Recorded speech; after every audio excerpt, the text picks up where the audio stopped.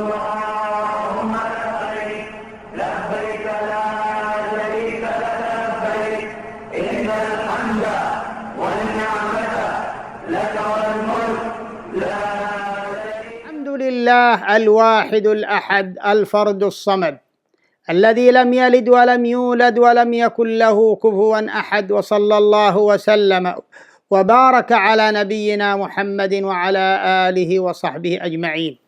أما عن أعمال أيام التشريق فإن الحاج يرجع بعد طواف الإفاضة والسعي ممن عليه سعي إلى منى، فيبيت بها ليلة 11 و12، وهذا المبيت واجب من واجبات الحج، إلا على السقاة والرعاة ونحوهم فلا يجب عليهم، لأن النبي صلى الله عليه وسلم رخص للرعاة في البيتوتة عن منى، كذلك أذن للعباس من أجل سقايته.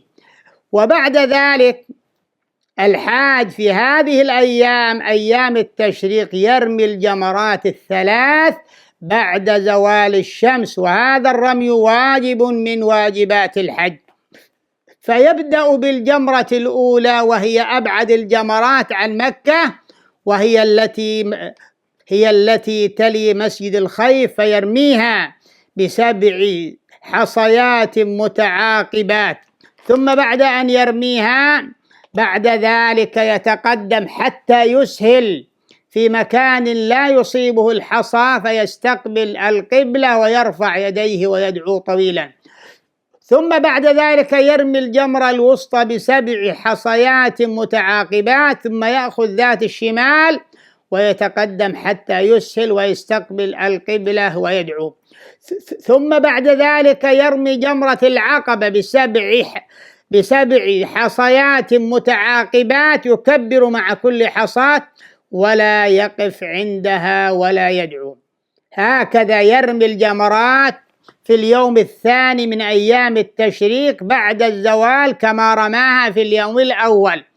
وإذا عجز المتمتع والقارن عن الهدي وجب عليه أن يصوم 3 أيام في الحج و7 إذا رجع إلى أهله، وهو مخير في هذا الصيام، إن شاء صامها قبل يوم النحر وإن شاء صامها في أيام التشريق.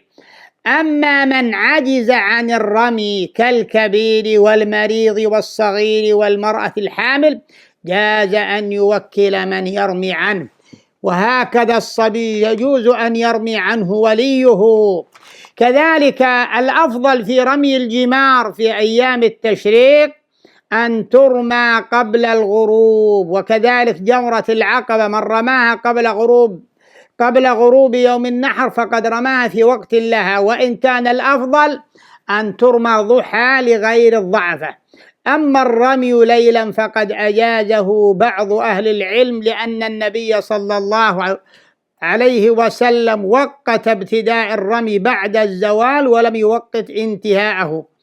كذلك من غربت عليه الشمس من اليوم 12 ولم يخرج من منى فإنه يلزمه التأخر ويبيت في منى ويرمي الجمار 3 في اليوم 13 بعد الزوال.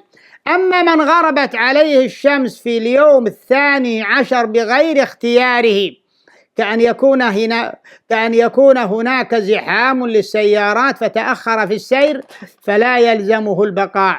كذلك بعد أن يرمي الحاج الجمرات 3 في اليوم 13 من أيام التشريق بعد الزوال، إن شاء الحاج تعجل وطاف طواف الوداع ثم ذهب إلى بلاده، وإن شاء تأخر فبات بمنى ليلة 13 ورمى الجمار بعد الزوال في اليوم 13،